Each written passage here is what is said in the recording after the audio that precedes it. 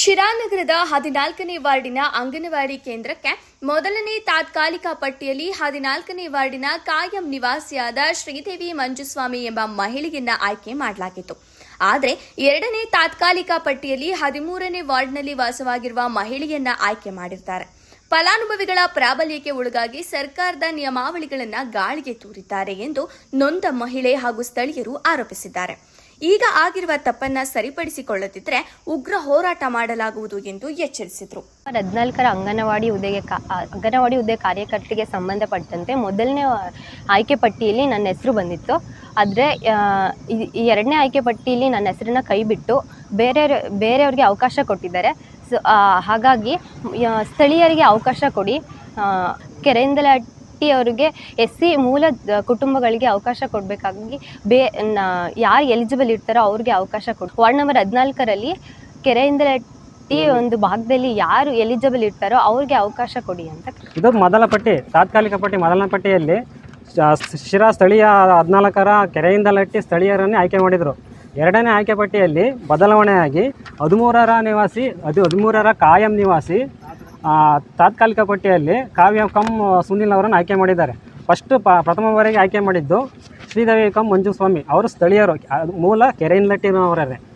ಈಗ ಇಲ್ಲಿ ಕೆರೆಯಿಂದಲಟ್ಟಿ ಅವ್ರನ್ನ ಕೈ ಬಿಟ್ಟು ನೆಕ್ಸ್ಟ್ ಪಟ್ಟಿಗೆ 13ನೇ ವಾರ್ಡ್ನ ತಗೊಂಡಿದ್ದಾರೆ. ಈಗ ಇಲ್ಲೇನಿದ್ದಾರೆ SC ಸಂಪೂರ್ಣ, ಇಲ್ಲಿ ಕೆರೆಯಿಂದಲಟ್ಟಿ ವಾಸಗಾರರೆಲ್ಲ ಸಂಪೂರ್ಣವಾಗಿ SC ಜನಾಂಗಕ್ಕೆ ಸೇರಿಪಟ್ಟರು.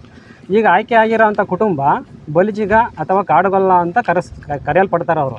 ಇಲ್ಲಿ ಏನೇನಿದೆ SC ಕುಟುಂಬದಲ್ಲಿ ಒಬ್ಬರನ್ನ ಆಯ್ಕೆ ಮಾಡಬೇಕು. ಇಲ್ಲಿ SC ಜನಾಂಗನಕ್ಕೆ ಅನ್ಯಾಯ ಆಗ್ತಾಯಿದೆ. ಇಲ್ಲಿ ಏನಿದೆ, ಇವಾಗ ವಾಸಸ್ಥಳ ಕೊಡಬೇಕು ಅಂದರೆ ವಾಸಸ್ಥಳ ಕೊಡೋಕ್ಕೆ ಮುಂಚೆಗೆ ಅವ್ರ Aadhaar card, identity card, ration card ಪರಿಶೀಲನೆ ಮಾಡಬೇಕು, ಯಾವ ವಾರ್ಡ್ನಲ್ಲಿದೆ ಎಲ್ಲಿದೆ ಅಂತಾನೆ. ಅದ್ರ ಪ್ರಕಾರನ ಮತದಾರರ ಪಟ್ಟಿ 2025 ಪ್ರಕಾರನ ಅವರು 13ನೇ ವಾರ್ಡ್ನಲ್ಲೇ ಇದ್ದಾರೆ. ಅವರು ಏನು ವಾಸಸ್ಥಳ ಪಡೆದಿದ್ದಾರೆ, ನಾವು 14ರವರು ಅಂತಾನೆ, ಅದು ಗಡಿ ರೇಖೆ ಆಧಾರದ ಮೇಲೆ ಪಡೆದಿದ್ದಾರೆ. ಇಲ್ಲಿ ಅಂಗನವಾಡಿ ಆಯ್ಕೆ ಸಮಿತಿಯ ಅಧಿನಿಯಮ ಮಾನದಂಡಗಳು ಏನಿದ್ದಾವೆ ಅದ್ರ ಪ್ರಕಾರನ ಸ್ಥಳೀಯರಾಗಿರಬೇಕು. ಚುನಾವಣಾ ವಾರ್ಡ್ನ ಗುರುತು ಅಂತಿಲ್ಲ ಅಂತಿದೆ. ನನ್ನ ತಂಗಿ ಆದಂಥ ಅವರು ಆಯ್ಕೆ ಆಗಿದ್ದರು ಮೊದಲನೇ ಪಟ್ಟಿಯಲ್ಲಿ.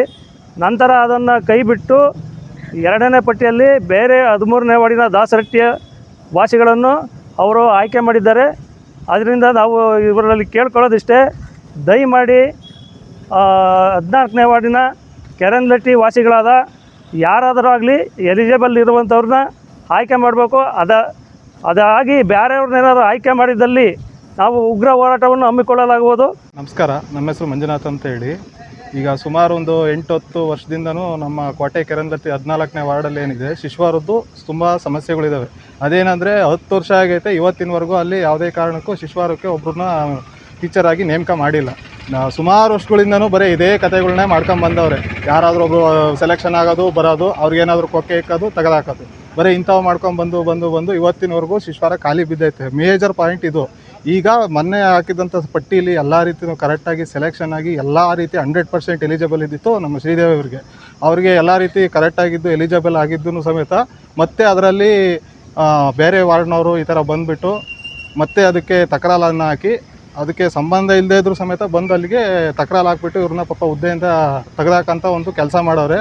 ಅದಕ್ಕೆ ನಾನು ಈ ಮೂಲಕ ಮಾಧ್ಯಮದ ಮೂಲಕ ಏನು ಅಧಿಕಾರಿಗಳು ಕೇಳ್ಕೊಳ್ಳೋದೇನೆಂದರೆ, ಇದನ್ನು ಅದಕ್ಕೆ ತನಿಖೆ ಮಾಡಿ ಕೂಲಂಕುಷವಾಗಿ ಎಲ್ಲ ರೀತಿಯೂ ಒಂದು ಇದನ್ನು ಮಾಡಿ ಇವರಿಗೆ ಆಗಿರ್ತಕ್ಕಂಥ ಅನ್ಯಾಯನ ನ್ಯಾಯ ಮಾಡಿಸ್ಕೊಡ್ಬೇಕು.